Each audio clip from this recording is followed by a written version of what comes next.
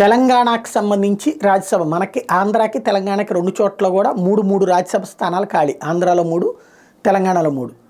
ఆంధ్రాలో 3 విషయంలో తెలుగుదేశం పార్టీ కూడా పోటీ చేయబోతుంది. ఆ కోనేరు సతీష్ ప్లస్ వర్లరామయ్య ఎవరో ఒకరికి ఇస్తారన్న ప్రచారం జరిగింది. చివరిలో ముగ్గురు మధ్యన పొత్తు కుదిరితే సీఎం రమేష్ పోటీ చేస్తారన్న ప్రచారం కూడా జరిగింది.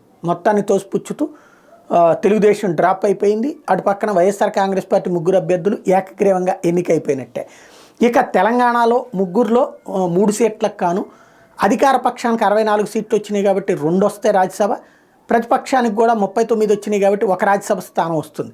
ఇక్కడ మొట్టమొదటైతే మాత్రం పేర్లు ఏఐసిసి కోటా కింద తెలంగాణ నుంచి అజయ్ మాకిను, జి చెన్నారెడ్డి వస్తారన్నటువంటి ప్రచారం జరిగింది. కానీ రేవంత్ పంతమే నెగ్గింది. రేణుకా చౌదరి, అనిల్ కుమార్ యాదవ్ ఈ ఇద్దరు తెలంగాణ కాంగ్రెస్ పార్టీ తరఫున అభ్యర్థులుగా ప్రకటించబడ్డారు. రేణుకా చౌదరి, అనిల్ కుమార్ యాదవ్ ఈ ఇద్దరికి కూడా పార్టీ కోసం కష్టపడ్డటువంటి వాళ్ళకే అవకాశం ఇచ్చారు. అదే సందర్భంలో ఇక ఏదైతే బీఆర్ఎస్కి సంబంధించి మాత్రం పేరేదో వడ్డీరాజు రవిచంద్ర అని వినబడుతుంది. ఖమ్మంకి చెందినటువంటి వ్యక్తిని ఎంతవరకు వాస్తవమో చూడాల్సి ఉంది.